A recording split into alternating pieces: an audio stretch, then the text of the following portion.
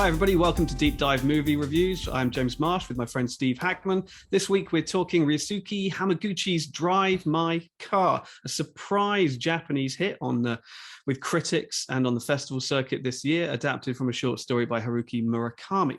Hey, you know the drill. If you haven't subscribed to Deep Dive Movie Reviews as of yet, go ahead and subscribe now or ding that bell so you never ever miss a video. And we love conversation. We love discussing movies, as you can tell. So please feel free to put in a comment, a perspective. Give us your point of view on today's selection, which is, James? Oh, you already said. Yes, this is Drive My Car. So this is the first Japanese film that we have covered. Is this the first foreign language film that we've covered? I believe it is. We had talked about doing Anita in the past, but it didn't happen. So this is our first foreign language film. That's right. I mean, I don't know if we actually established this in our videos, but we're both based in Hong Kong. Yes. And so we get exposed to a fair amount of Asian cinema here. Mm-hmm. Myself particularly, as I do work as a film critic, and sort of my regular beat is actually a lot of Japanese films and Korean films and that kind of thing as well. So we thought we would cover this film because it's really sort of popped up on the a lot of end of year awards lists after it debuted at Cannes back last summer. I think it accomplished a very rare feat, as it was top of the New York Film Critics sort of best of year list, and also the LA Film Critics. And notoriously, those East Coast, West Coast critics, they never agree on anything, apparently. So this was kind of a big deal. And I remember when it premiered at Cannes, I wasn't there, but I remember, reading the buzz, as it were, on Twitter. You didn't get your invitation? I got your invitation, I didn't. I mean, no, it's too far and nobody will pay for me to go. So hey, the day is coming where Deep Dive Movie Reviews is going to get 2 VIP tickets. That's it. We'll be walking the red carpet one of these days for sure. Just visualize it, James. Visualize it. Yeah, hopefully, yeah. Someday soon. Anyway, I remember that year it premiered and it was in competition, and the word on the street was that it was going to win the Palme d'Or. That this was the big, hot favorite with the critics and with everybody. And then that didn't happen. The French film Titane won, controversially, I might add. And Drive My Car won Best Screenplay, which is fair enough. At Cannes, you can only win one award of the major awards. And so it won Best Screenplay, which is interesting because it's, as I say, it's adapted from a short story by Haruki Murakami. And we were just joking off camera before we started. Narrative plot, if you like, isn't exactly this film's strong point. Would you agree? Yeah, absolutely. Yes, it's a whole different narrative in this film. Yeah, this is more of a kind of, it's a mood piece. It's about it's essentially about grief. It's about mourning. It's about coming to terms with the imperfections of our loved ones, specifically after they've passed on, and managing to accept those imperfections and still hold them close to your heart, even if they have done bad things to you. So just to set up the story very, very briefly, it focuses on a theater actor, director called Kafuku, played by Hidetoshi Nishijima. And he is wrestling, it's been a couple of years since the death of his wife. He came home one day after discovering that she was having an affair, cheating on him with one of her actors. She's a scriptwriter. He comes back one day from a shortened business trip to find her cheating, and then a few days later she has died from a brain hemorrhage. Cuts to a couple of years later, and he is now going to Hiroshima, where he is curating an artistic sort of a drama festival, and he's going to be directing a new project, a new production of Uncle Vanya. There, because of a past incident involving a previous guest, a previous year, he is assigned a driver, and that is a young woman called Watari, played by Toko Miura, to drive him around Hiroshima. And as is his habit, what he likes to do is he likes to practice his lines while he's driving around. And he has these old tapes that his wife actually had recorded for him a couple of years ago, where she reads all the other lines, and then it leaves gaps so that he can fill in his lines. And so it's a way that he can sort of continue to enjoy the company of his wife, if you like, as he's being driven around.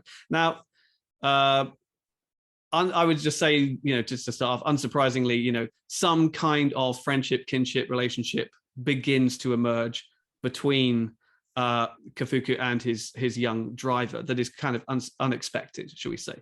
And that's really the primary focus of the film. So, Steve, what did you make of this? Well, first of all, James, I thought it was very bold for them to set almost there is almost this is nearly a 3-hour movie. So It's a long movie. You have to settle yourself in. And I was a little bit hesitant. Really want to sit through a 3-hour subtitled movie? I don't mind a subtitled movie. Obviously, I watch a lot of them, but 3 hours is going to be a fair bit. And this director boldly sets up almost a prelude movie. It's like 30 minutes before we get to the opening credits. There is a setup to this film which sets the table for everything to happen after it. And I really love that they implemented an opening credits 30 minutes in. It really divided what you've just seen up until this point. We've just set the table. Now the real movie begins. And as I was watching it, James, I was getting wafts of Krzysztof Kieślowski's Three Colors Blue, of the death of a spouse, the infidelities that come out in the midst of this. It's a little bit played differently. In the background, instead of Uncle Vanya and Three Colors Blue, you've got kind of this anthem for the reunification of Europe, which sets kind of these meta narrative over the whole movie, in the same way I think Uncle Vanya kind of sets a meta over this whole movie. So I was kind of seeing a little bit of Three Colors Blue while I was watching this, and I love Three Colors Blue, and so I don't mind the slow burn. This is obviously a slow burn movie, as you said, about regret, about what do we say to the people when they're alive, our loved ones. Are we willing to be open and honest with them? Because what comes out in this movie at the end was, although he thought he was being transparent and honest, he really, once he becomes self-aware and things are, a mirror is shown up through his driver. Watari really sets up a mirror because she shares her own grief with her mother and what she's experienced. And so Kafuku? Is it Kafuku? Kafuku. Yeah, Kafuku. Yes, I'm getting these names down. Kafuku is, I think, able through these interactions with his driver, is able to see he wasn't always as honest and open as he thought, and he really begins to see there were things that he needed to say that were keeping him bottled up, obviously. And also his interaction with the young lover who he casts in his play of Uncle Vanya. So my initial reaction is I thoroughly enjoyed this film. It's a steady pace. There's no action in this. There is no bursts of emotion to kind of differentiate the tone of the film. This is a slow, steady burn. And if you want dialogue that's very human, that's very emotional, that's very primal, exploring those concepts of grief, regret, loss, then Drive My Car is a movie to go see. Yeah, no, I think I agree with a lot of what you're saying. Yeah, it's kind of consistently understated, if you like, sort of throughout. And I mean, I think there's a number of sort of interesting things there. But you're talking about his own sort of guilt, because we're presented in that lengthy monologue, which I think might be as long as 45 minutes, which is, the whole setup right till that 2-year jump before he goes to Hiroshima, where, he is presented very much as kind of the victim, and, because she's died, he never had the opportunity to challenge her about what she did, and so there's a lot of stuff going on, and so he's presented as incredibly sympathetic, but then his actions from there on are bizarrely manipulative in some ways, and you're never quite sure exactly what his plan is, what his motive is. Right, because he gets to Hiroshima where he's going to do this very challenging adaptation of Uncle Vanya, where he's casting actors, all of whom speak different languages. One actress is even deaf and uses sign language. And among those actors who are auditioning for a part is the guy that was having the affair with his wife 2 years earlier. You know, the young guy, whose name is Koji, played by Masaki Okada. He's a young, recognizable actor. He doesn't know that the husband knows who he is, right? And it's like, so he has his own motives for even showing up to audition for this part. You know, what is his plan? And then the director not only casts him, but going against everybody's expectation, who everybody assumes that he will take on the role of Uncle Vanya himself. He casts this young guy who can't be more than like sort of 25 in the lead role. And you're like, what kind of, malevolent plan is this? And it's left very ambiguous because you never find out if there was a plan or what the plan is. The thing is, I never get the feeling he had a malicious intent in that. That was never conveyed to me, especially when he walks in at the beginning of the movie and he witnesses his wife having an affair with him. You know, the natural trope is going to be he bursts in and confronts the lover and the wife. What's going on? Yeah, he doesn't even leave a memento that he knows. He quietly backs out, never mentions it, engages with his wife. Like, and this is, if I have a fault with the movie, and it's purely a personal thing with me, I struggle at times connecting with movies which I cannot sympathize with the actions or how people are behaving. And the Kafuku's, the way he engages in this is completely baffling to me. It makes a little more sense 3/4 of the way through the movie when he has this wonderful back and forth with the young lover. And he still doesn't reveal that he knows specifically. He kind of hints, and the young lover kind of deduces from the explanation about his wife's infidelities, and that he was actually, witness to a number of these. This is something that she needed to do. Then it became a little clear. Okay, this guy, this was not a one-time affair. Because if you walk in and it's the first time, you're immediately your emotions are just explode. And this guy is just as calm as a cucumber, which I can't relate to in the slightest. No. So there's a measure in this movie where I had trouble identifying with the characters. That said, I think there's enough conveyed just as a broad human experience that I still came away with a lot. I was still very much moved by this film.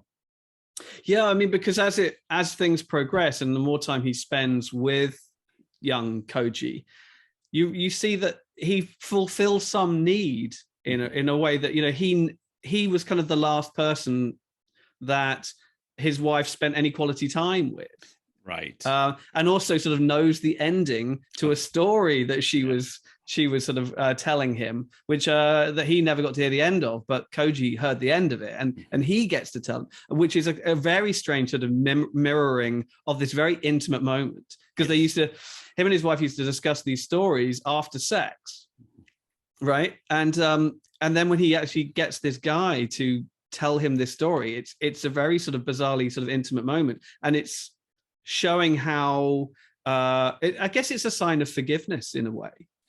Yes. It's a moment, he's sort of saying, I will do this intimate thing that I would only do with my wife. And not only will I do it, but I kind of need you to do it with me. Yeah. And not sex, talk about the story, just to be clear. But because he needs closure of the story, and by extension, from his wife as well. No, absolutely. This was a very life affirming. This is one of the things I took away from it. If this had been just a Debbie Downer type of film, I wouldn't have the same reaction that I'm giving to you right now. But I felt even the minor characters, like the producers, the producer who's married to the mute actress, who he doesn't initially tell that she's going for the part because he doesn't want to influence the decision in the audition. I found these characters wonderfully refreshing. I thought they were very affirming. I love the whole vibe of the ensemble of this play within the movie. But I do need to pause for a second and say that I needed to pause the film and then go to Wikipedia and do a quick 101 on Uncle Vanya, because I have a cursory knowledge of Chekhov's play, but it really helped to just spend about 5 to 7 minutes going through Wikipedia, understanding the characters, understanding some of the interactions, and then seeing them mirrored in the movie. And then ultimately, James, in the final scene where the mute actress has got him in a hug and is talking about in the afterlife, because he's already dealing with the regret of not being able to express everything he needs to express and say everything he needs to say before somebody died. And this wonderful scene from Uncle Vanya, which closes the film, is her talking about us going to the afterlife when we get there, and we admit that we suffered, that life is hard, that this is a horrible, there are a lot of horrible things happen this side of heaven, that God will look and take pity on us. And I just thought that was a beautiful, affirming, like, yes, there's not going to be in life sometimes a cherry on every dessert. There's not going to be a bow on every present. It doesn't always fit nice and tight, but we can still embrace it in a positive and life affirming way. Yeah, and it's almost like an affirmation. It's giving him the permission to grieve, if you like, and the thing, maybe you can't now. I mean, because in general, I mean, I'm talking on this is two white guys talking about Japanese culture, but you see this a lot in Japanese cinema, and I would imagine that it reflects quite a lot in Japanese culture, which I know a little bit. The emotions are buried for it's a very restrained, dare I say even repressed part of their culture, is that you don't go out of your way to tell people how you feel about them. For example, the courtship, certainly in Japanese cinema, is a very long and drawn out process of not saying very much and just inching closer to each other over a period of days and weeks and months. And that's why you see in so many sort of Japanese dramas, particularly youthful ones with young, inexperienced, inarticulate characters, they take forever to consummate anything, even just an identification of an acknowledgement of their feelings for one another, and certainly anything like great extroverted emotional outpourings of grief or mourning or even anger, and I think that's got a lot to do with why he reacted the way he did. You find out later that he's like that this is part of an ongoing pattern of behavior on her part, and it's something that she needs to do in order to be comfortable in their home life, which you could argue is still giving him everything that he needs from it. Right. Who knows, maybe they have discussed it even, in the past. You don't know. And so, but all you see is him, doing nothing, saying nothing about it. And so, yeah, I interpreted the ending of saying, look, I know how hard it is for you now and how hard it is for you here to explore your feelings and express your feelings and get it all out. But you will have the chance to do that, and you will find the freedom. And I think, in connection with that and alongside that, it should not go unnoticed that it takes place in Hiroshima, which of course has such a long and storied history of tragedy, but that has led to it's a very sort of prosperous city now. For want of a better way of putting it, sort of a lot of good has come out of that city in the aftermath of having the opportunity to completely remodel it. And I think that's interesting because I haven't read the short story upon which it's based, which I think is called Drive My Car. But I do know that it does not take place in Hiroshima. It takes place in Tokyo, and it's a simplified version of the story. And I believe that Hamaguchi was originally going to film it in Busan in Korea. Yes. And because of COVID, he moved it not only back to Japan, but then set it in Hiroshima. And then there's a little coda at the end in South Korea. Yeah. Well, in Hokkaido, isn't it? In North Japan. Isn't that where isn't that where the girl is from, the driver? According to Wikipedia, it's in South Korea. We might want to check that.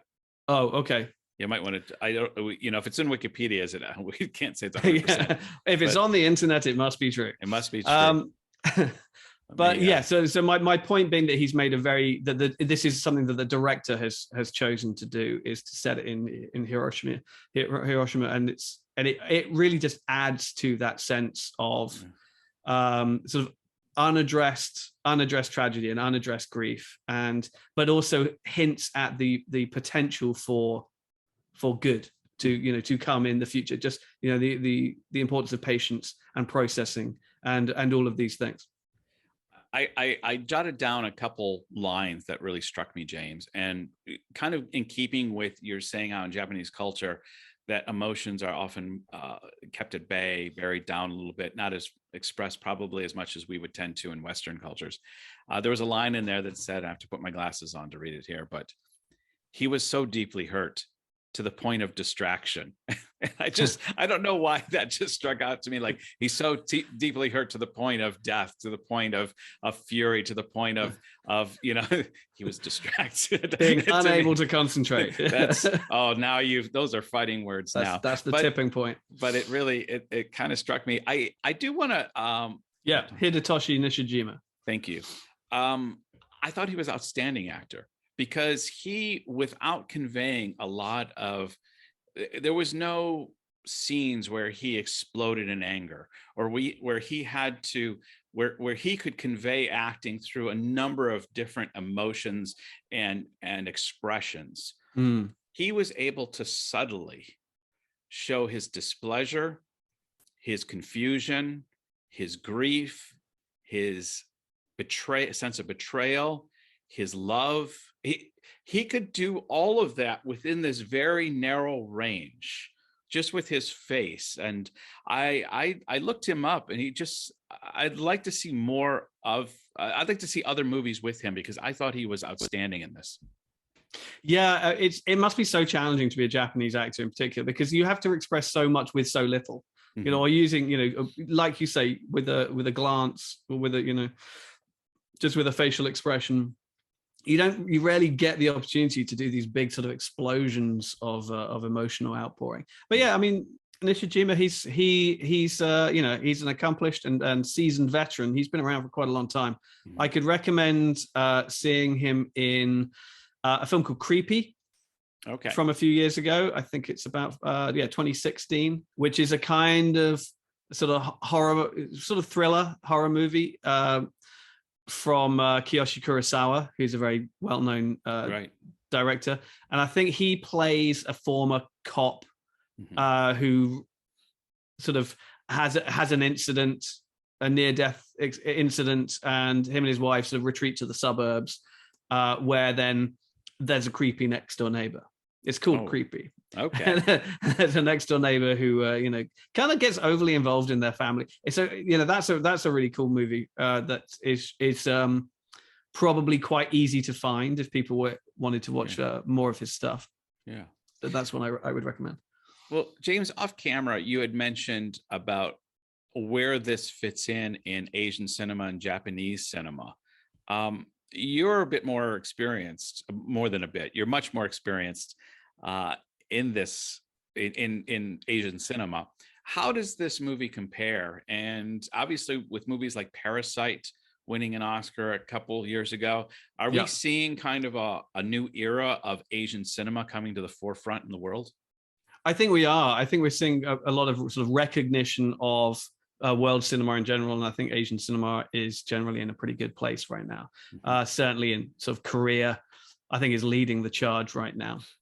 And Japan has always been the West, particularly America's sort of go-to Asian country, if you like, in terms of sort of culture and what have you. Obviously, ever since World War II and what have you. But you've had Kurosawa, Akira Kurosawa, not Kiyoshi Kurosawa, who I was talking about a moment ago, but Akira Kurosawa sort of broke Japanese cinema out into the West in the 50s with like Rashomon and then Seven Samurai and all the rest of it. And then he was championed by George Lucas and Scorsese and Steven Spielberg and what have you. So but it has really only been in the last couple of years, and I think a lot of it is to do with Parasite. And just as valid is from the year before is a film called Burning, a Korean film by Lee Chang-dong called Burning, which was also based on a short story by Haruki Murakami.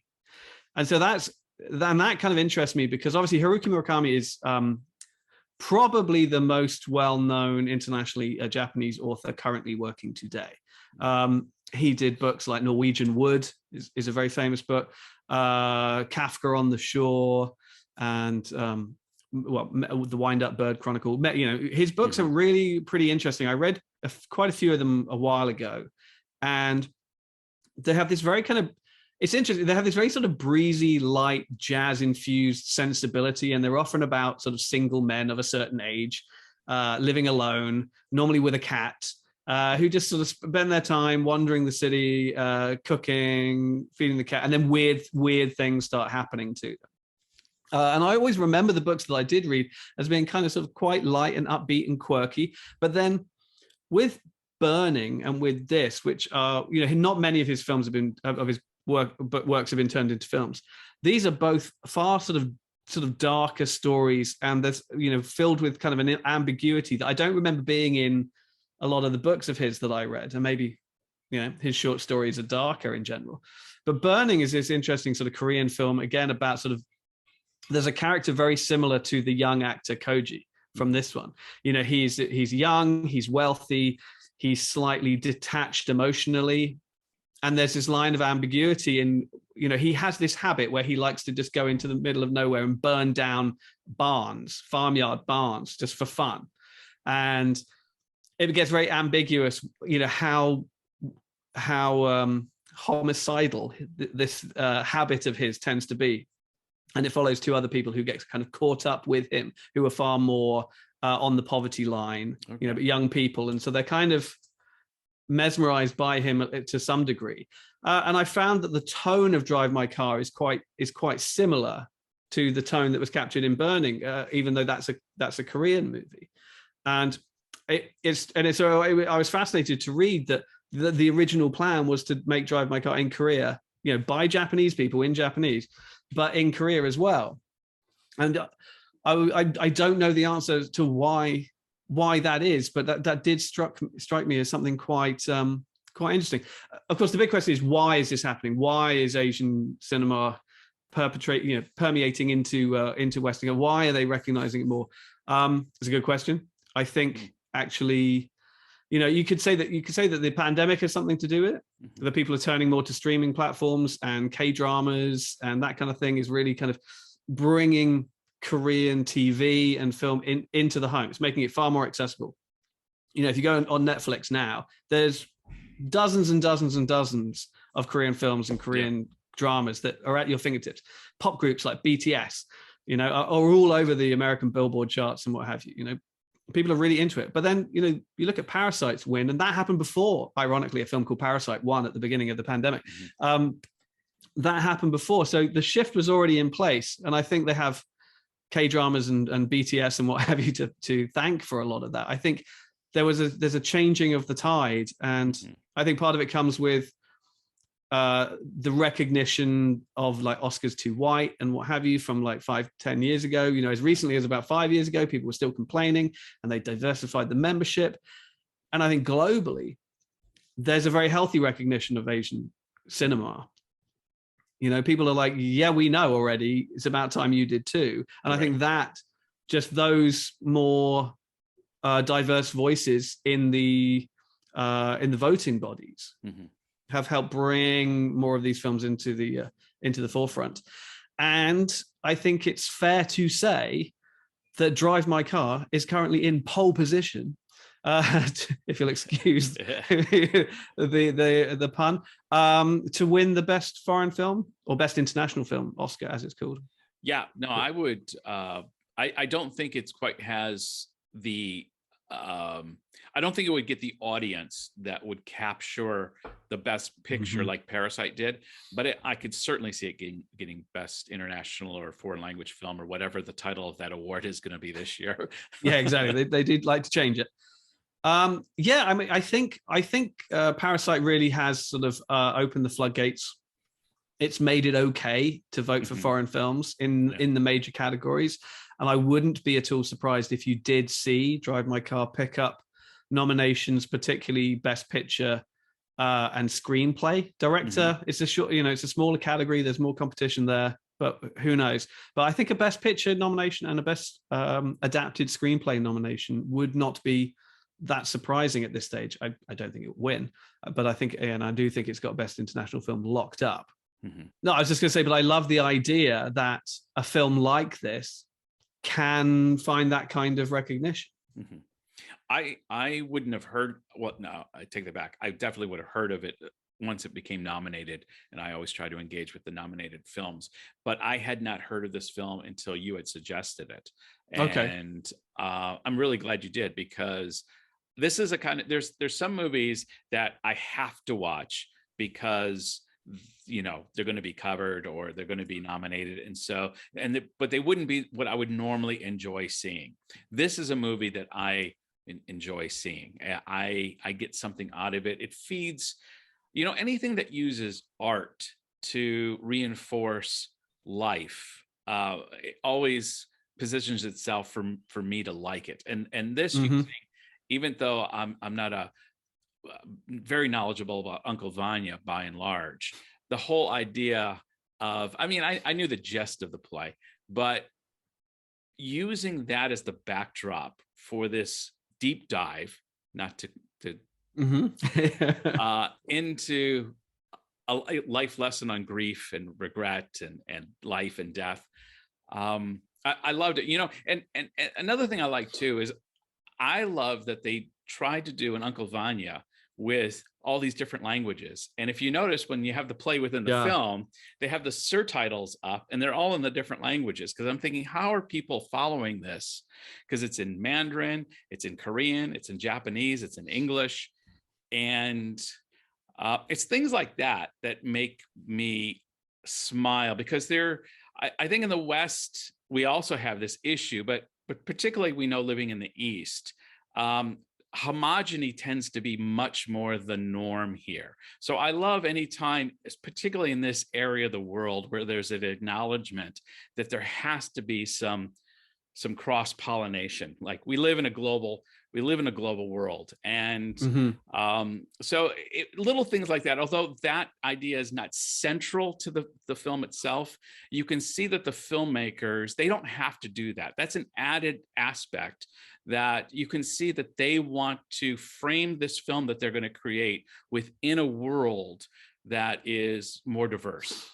Yeah, and these are universal themes, universal problems. Yes, that they're using a Russian play, Exactly, a Russian play, and like you say, they've got actors speaking all different languages. I wondered about the practical side of that. I know that's not the point, and I thought, well, sure, it'd be okay for the audience watching it because, like you said, there'll be subtitles. But for the other actors, who it's established in read-throughs and rehearsals, don't understand each other's languages. How do they know where they are in the script? But I think that's missing the point somewhat. But I've got to say that as much as I do like this film, and I do like it very much, I am quite surprised that it's this film is going so far and doing so well.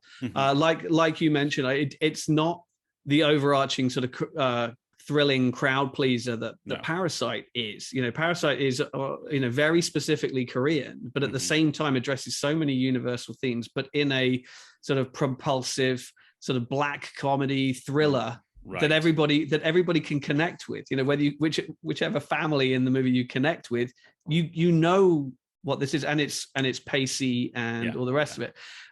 As we acknowledged at the outset, this is a challenge. It's a commitment. It requires 3 hours of your undivided attention, which in this day and age is a lot to ask. It is a lot to ask. And the rewards are, dare I say, more muted. You're not going to come out going, woo, that was an adrenaline-filled thrill ride. No, it's far. There's no Michael Bay, Jerry Bruckheimer moments in this film. Yeah, it's about sad things. Yeah. It's kind of addressing sadness and how you should can choose to deal with your sadness, and that is certainly, you know, universal and accessible, and something that we all have to deal with, but at the same time does so in a way that requires a lot of commitment from you, and yeah, you know, it's great. I think it's great that I've seen it, that you've seen it, and that the fact that we're talking about it today, that it has come so far, because it's representative of a kind of storytelling that I think Hollywood in particular shies away from, because they're like, if we don't spell it out, if we don't write it on the wall in blood, or in neon, 6 feet high, people won't get it. Right. You know, or they'll tune off, or they'll walk out. And I think the success of this, and the continuing success of this film, more so than Parasite, regardless of what it wins, is to be championed. Agreed. Couldn't agree more. James, before we go into a final score, I think we'd be remiss. The movie is called Drive My Car, and we haven't really touched on the titular character of the driver in this. I thought she was wonderful. Again, like our star, very subdued, very subtle, delivering her lines within a range that is very contained. However, I thought really express. I mean, her story eventually starts coming out, and this slowly unravels. This doesn't come out in one big gush. This is slowly pulled out like toothpaste you're trying to squeeze out of a tube. But when it finally comes out, this woman has experienced grief and regret and loss on par with our star. How did you respond to her? Yeah, I think it's another great performance of sort of understatement.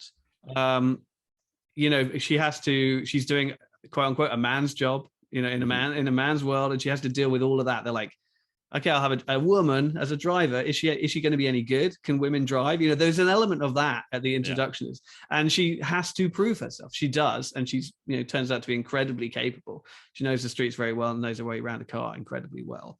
But yeah, at the same time, she has no sort of interest in making any kind of sort of connection or becoming his friend or anything more at all. She's doing her job. She's happy to have the work, and when she doesn't, she's just like, oh wait, you know, it's like there's nothing else in her life. You know, if I remember right, he completely is trying to sort of let her go for the day. Yes, and she's just like, no, wait, you know, and he's like, well, I'm going to be hours. I'm going to have dinner, and he's like, it's fine.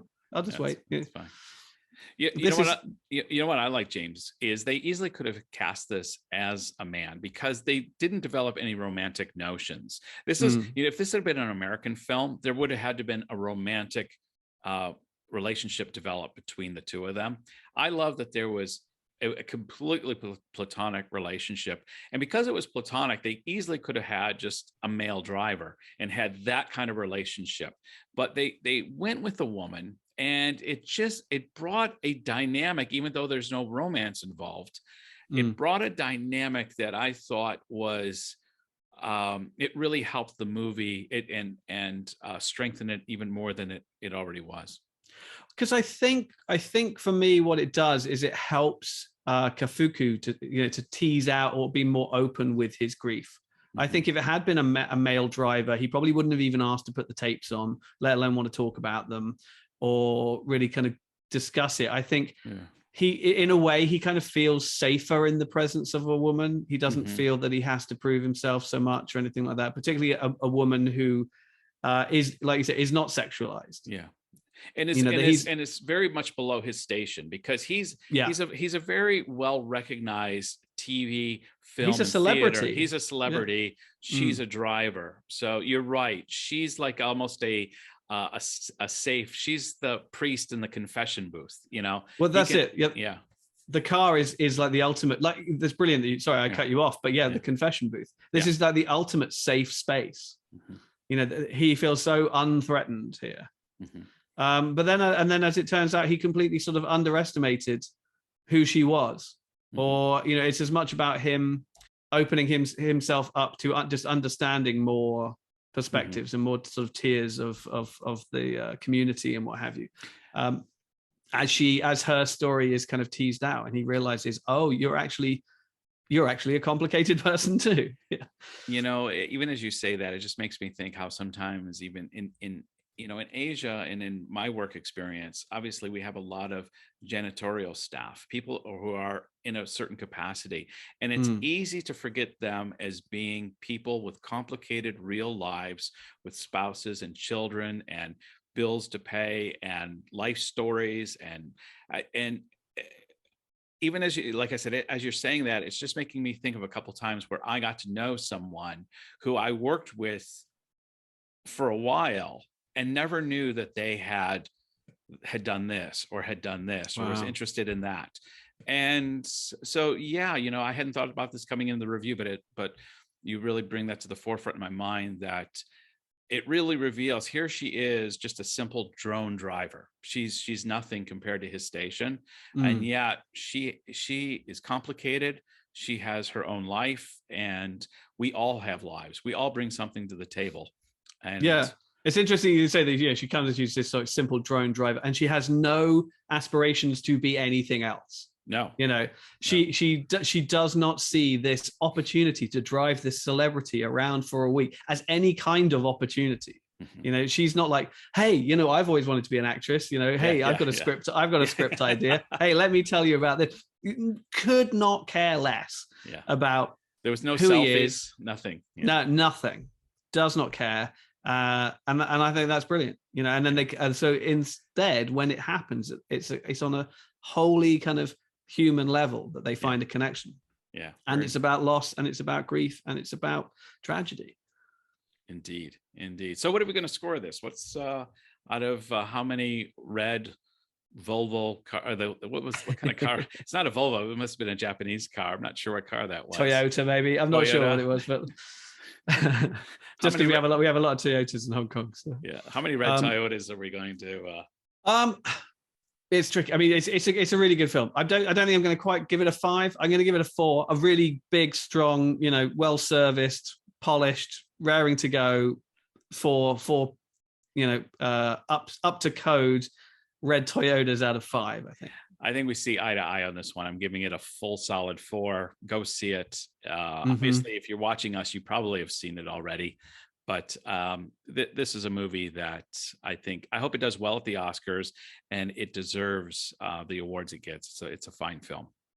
Yeah, absolutely. You know, and if it does get the exposure that I think it's going to get, you know, through the award season, check it out. Explore the filmography of Ryusuke Hamaguchi more.